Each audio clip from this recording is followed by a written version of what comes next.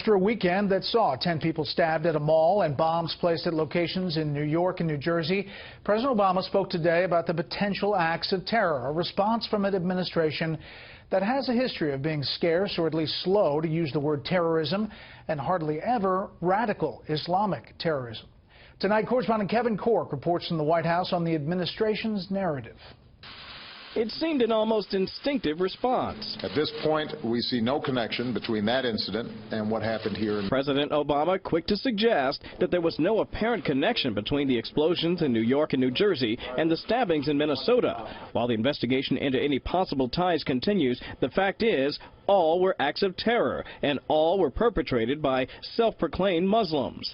In his first remarks since the weekend's attacks, the president cautioned against drawing conclusions based on what he called limited information. It does not help if false reports or incomplete information is out there.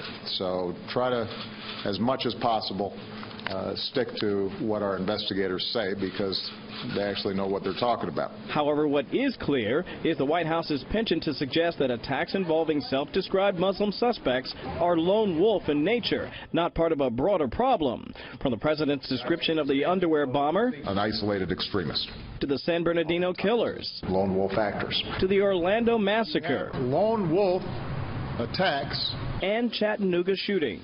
And this threat of lone wolves and small cells. Experts believe the White House's unwillingness to tell the hard truth endangers Americans. The president has never been willing to admit that we are facing a global ideological threat from radical Islam. And we saw this today when he wouldn't call the attacks in New Jersey and New York terrorism. I think that's why this threat has been growing throughout Mr. Obama's presidency. And what ISIL wants to do is they want to project that they are an organization that is representing Islam in a fight and a war against the West and a war against the United States. That is a bankrupt, false narrative.